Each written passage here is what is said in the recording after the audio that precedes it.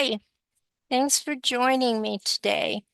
Today, our subject is occupation obfuscation. And we're going to see how far we can get in this history of Israel. Israel has a very lengthy history, as many of you may know, and we will see how much of it we can get to in this session. So, 4 to 5,000 years ago, anyone who reads their Bible knows that the Lord called Abram to come away from his place in Ur of the Chaldeans, to leave everything behind and go. Abram still took his father and his nephew. There we go. And he followed God to Canaan. Ur is right here underneath where the river Euphrates and the river Tigris come together. Most people show Abram taking a route up and around to get there, not going through the actual desert. So there may be a reason for that. To avoid the desert, I would certainly think that would be a good idea. Abram and Sarai got to Israel. The Lord told them that he was giving the land to them and their seed, promised them a son. And there in Canaan were some Canaanite people. These people were those that sacrificed their children in the fire to their God. They had many pagan rituals and strange fire. And the Lord was fed up with them. They had been fighting with King Ahaz for some time, who was certainly no saint, but the Lord was done with the Canaanites.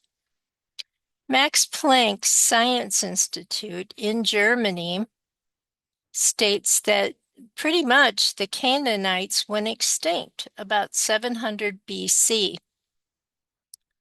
They have found a few minuscule strains of their DNA in a couple of Lebanese people and a couple of people in from the Greek islands, but for the most part, they're extinct. Isaiah, people say that Palestine is not mentioned in the Bible, but it is. Of course it is.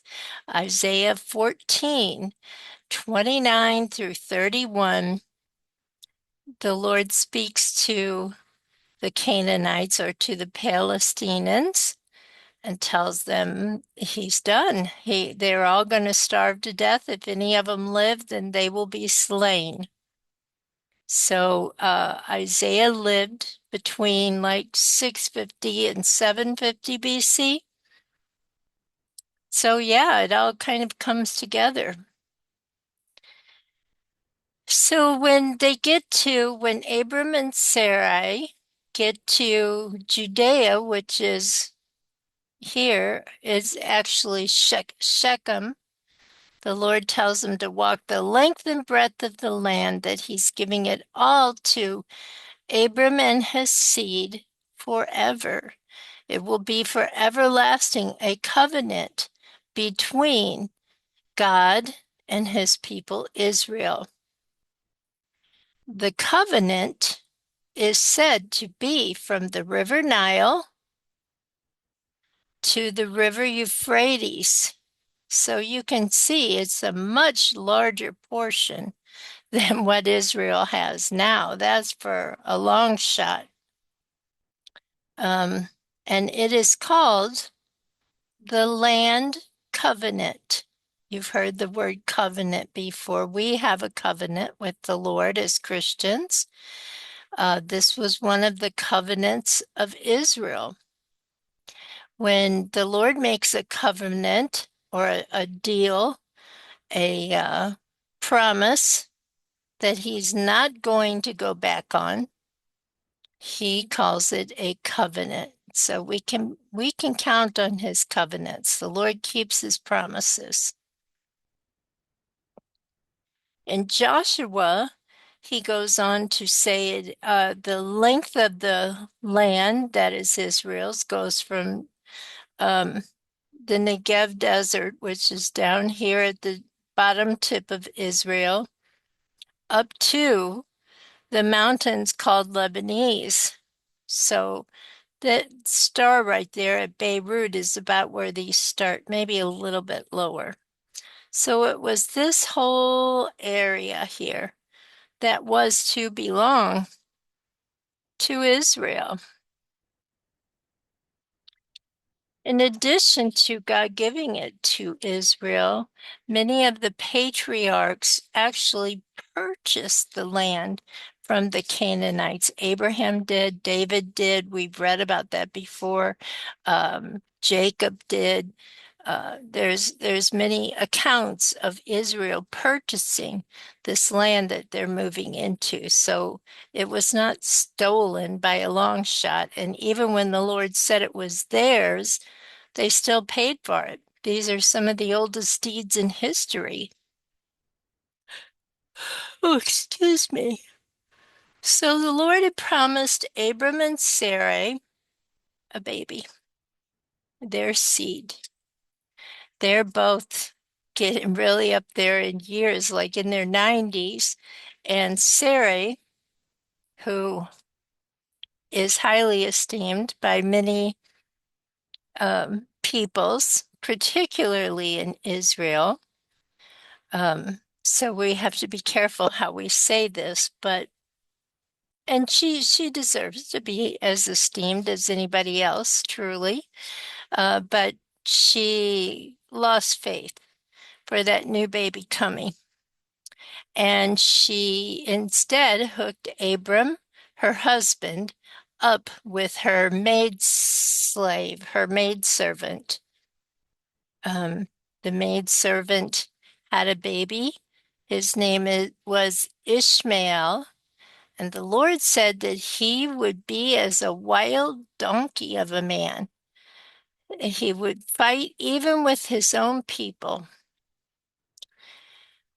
When Ishmael was 13 years old, Sarah finally delivered that little baby of her and Abram's seed, of the holy union, the God ordained union between Abram and his legal wife, Sarai.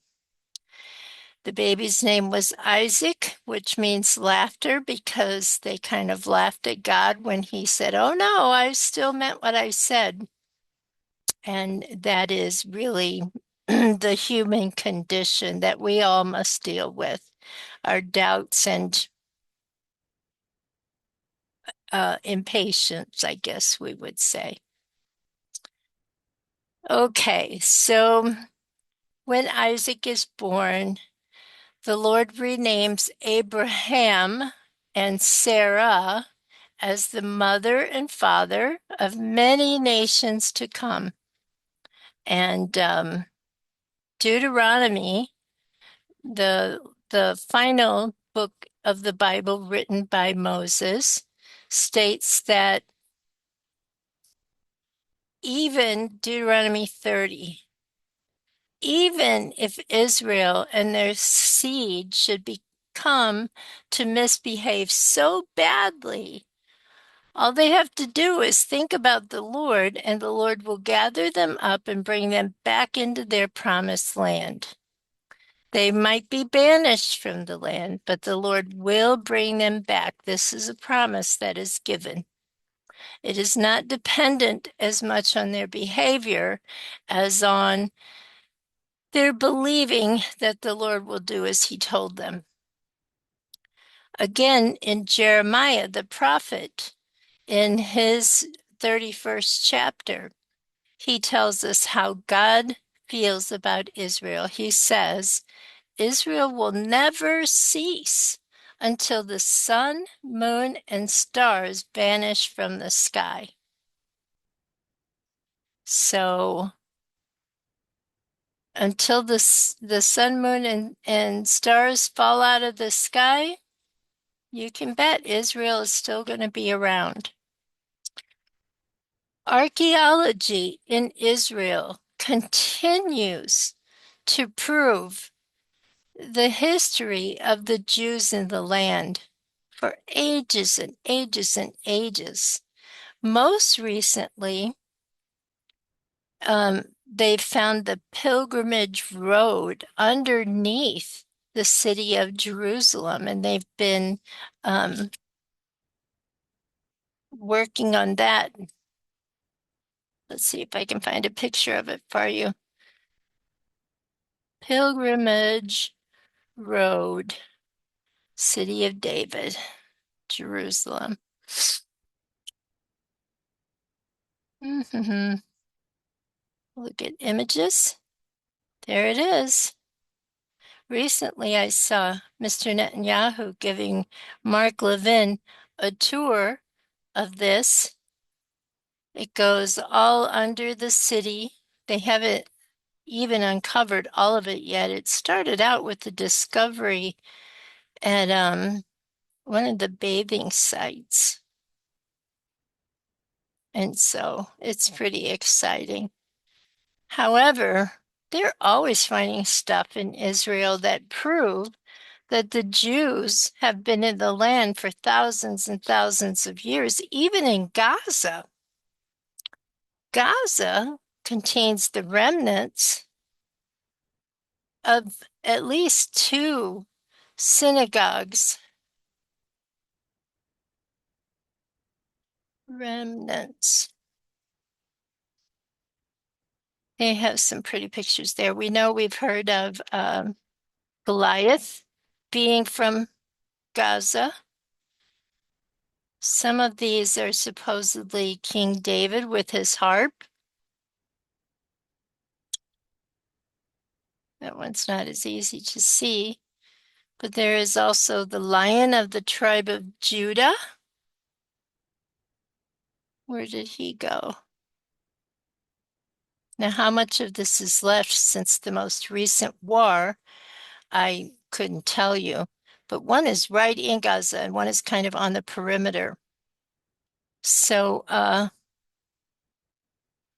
yeah, they've also got that mosaic work that they brought out of there. It's traveling around to different museums now that speaks to uh, Christianity and Judaism in the land 600 years before Mohammad was ever even born. Okay. So the one is like the pilgrimage road is like an ancient highway underneath the city. I think they just found a bunch of seals like people used in wax to put their mark on something. They just found a bunch of those in Israel too, in Jerusalem. So anyway, even in the days of King David, after Israel had gone through time, the land was divided. The Israeli land was divided by tribe. The Israeli tribes each had their own portion on the map. Let's see if it will show us one. Sure, it does. And you can see that it's much larger than the Israel that we now see, which is like this big. It's very thin, 9 miles across at its shortest point. So Manasseh, the half tribe of Manasseh, and Gad and Reuben were in what's now called Jordan. Now, there were problems down through the years in Israel. The tribes had some wicked kings, unfortunately, They were set upon by other nations. Eventually, the diaspora happened, and the Jews were kind of sent out from Israel into the world. But there was always a presence of Jews in the land of Israel. We know this through the few censuses that were taken. Josephus, Flavius tells us about it. Even the Maccabees. If you've ever read about the Maccabees in history or in your apocalyptic books, the Maccabees fought against Rome. And Rome came in and was fighting for some time to take over the land. The Jews fought them very harshly. They didn't win. Finally, in like 63 BC, no, yeah, the Romans came in, they won. They started taking over everything. The Jewish people were very upset. Roman occupation of Israel. I hit the wrong button there. 70. Central Era. Well, this was what they called the first Jewish revolt. This was after the death and resurrection of Jesus Christ. When Jesus is born in the manger in Israel,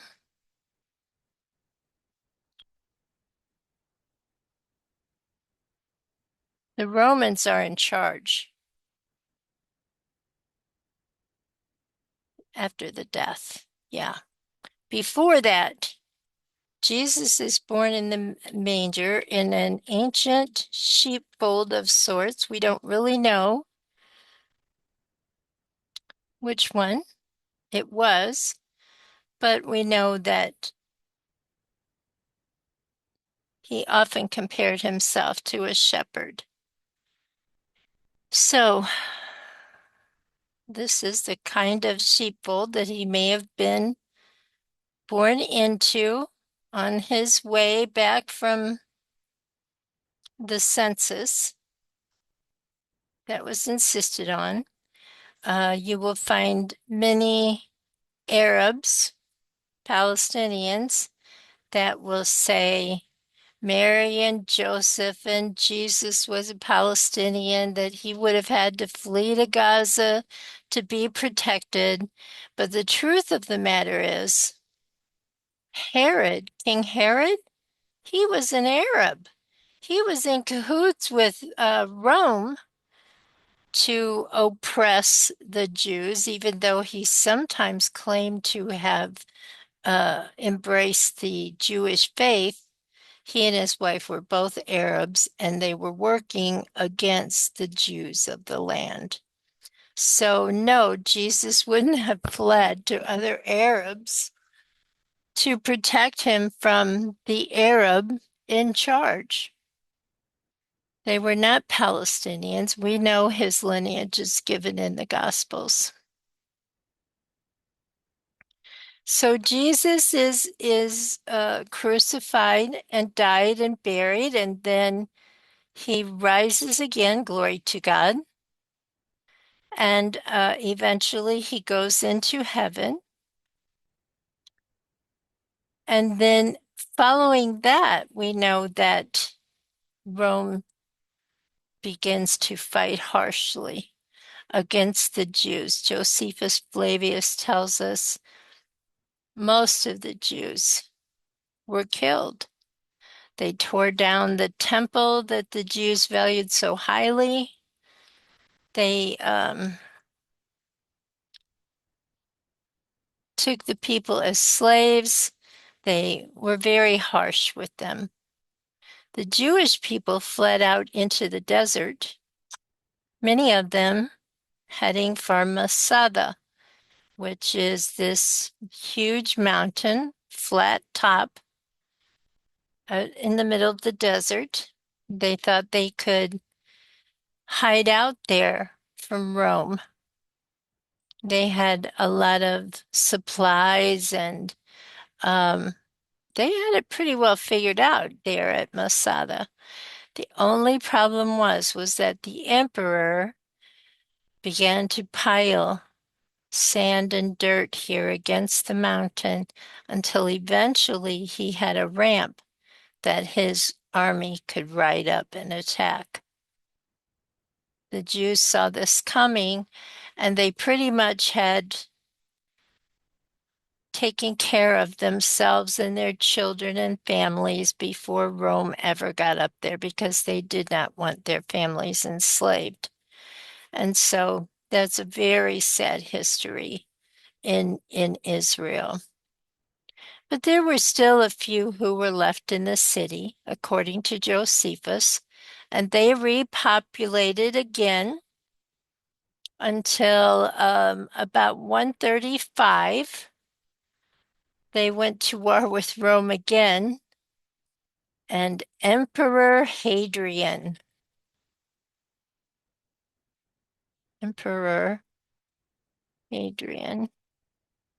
Emperor Hadrian was not a nice guy. He wanted to build a temple to Zeus on the spot where the Jewish temple had been. The Jews fought him tooth and nail. They did not, I mean, this is what people who invaded the land before had done. They always came into the temple and um, dirtied it by spreading pig's blood or whatever they could imagine evil to do to the site. And the Jews fought it and fought it. And by 135, when Hadrian comes around, there's Christians there too, then. This was, almost a generation after Jesus had died and rose and went to heaven. So they fought. Rome won again, of course, and Hadrian, to really make the people mad, he said he was changing the name of the entire country. He was changing it to Palestine after the name of Israel's old enemies, the Philistines. So he named it was Syria Palestina, I think was the name of it. And all of Rome changed their records, calling it Palestine instead of Israel. Now, I know that probably the Jews fought this at first, but they didn't get very far. And as time went on, their coins, instead of saying Israel anymore, the coins said Palestine. The street covers in the city are stamped for Palestine instead of Israel. In fact, in later years, they had the Palestine Post and the Palestine Philharmonic Orchestra and Palestine, whatever you can think of. Anything with the city name on it or the country name on it was called Palestine because of this guy, Emperor Hadrian.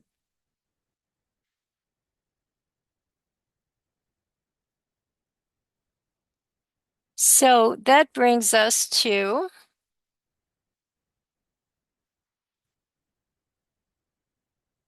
when the Lord decides it's about time for the people to start coming back to Israel. About time to start bringing them back. Um, in the 600s, Mohammad had died, and the Muslims began to move in to take over the land. First from Persia and Iraq, then from Egypt. Sometimes they got along with the Jewish people. Sometimes they made them go under their submission. During the 1100s, the Muslims fought with the Christian Crusaders,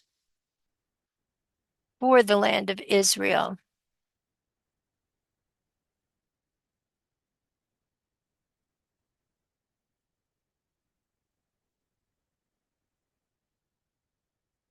Between 1095 and 1291. Let's look at some of those images.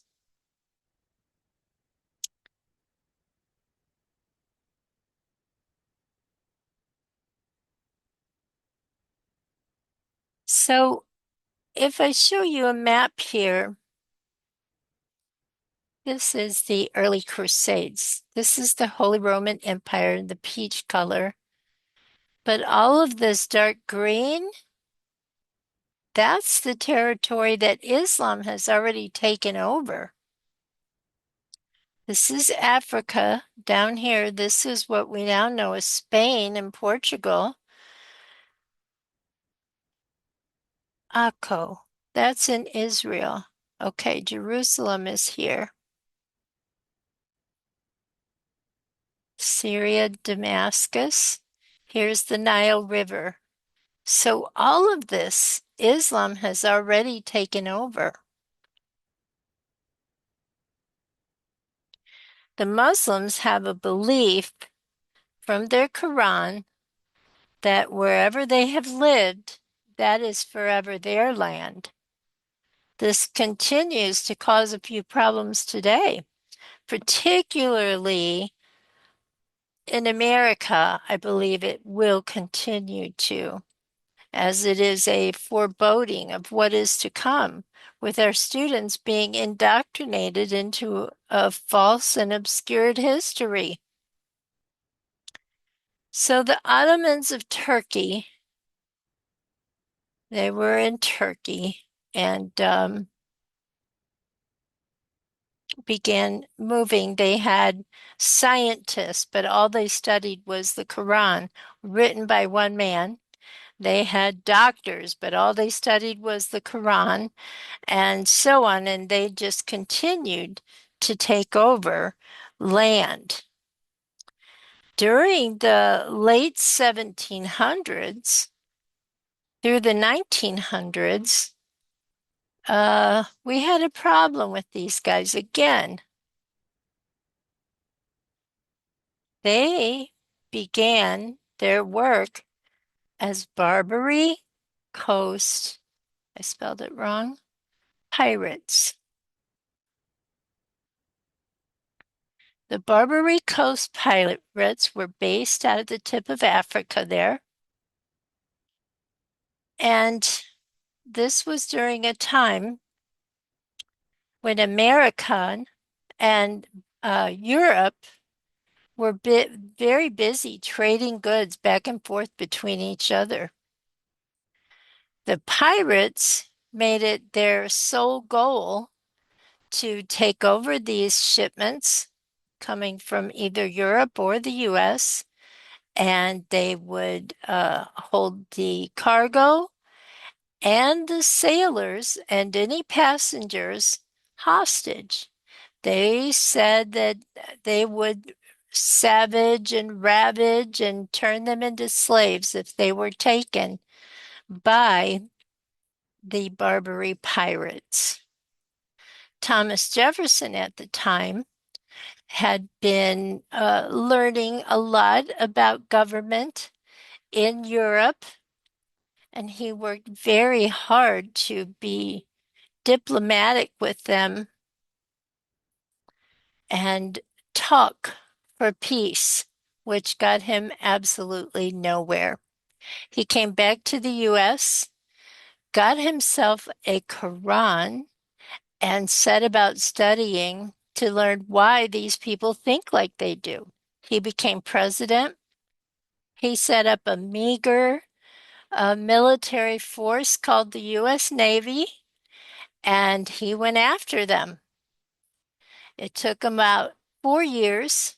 Finally, they blew him out of the water. They stopped them from their work and got back all the hostages and the cargo and all of that. But after Jefferson's time was up, the pirates appeared again.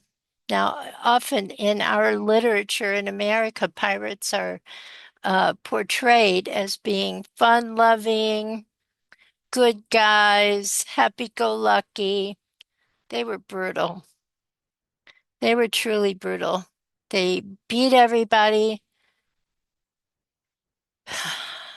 They ravaged everybody. It was really horrible, really horrible.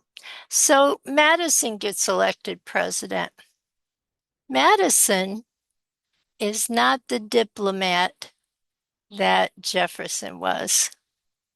Madison upped the ante, got bigger ships, sent them out, and had them blow the pirates out of the water. He then picked up the pirates and held them hostage until their host country signed treaties on the pain of death that they didn't keep them. And then Europe followed suit. And so, pretty much, for the most part, the pirates were um, done away with. Praise God. Okay. World War I starts, and World War I is Germany and all of these Islamic territories that we looked at before, all coming together with a few other people. And they have some aspirations that the rest of the world doesn't think is so healthy. But I'm going to stop this here and we will pick it up next time at um, the beginning of World War I. I want to thank you for listening to me. Please, any information you would like to add, any questions you'd like to ask, please feel free to comment. Thank you so much and have a great day.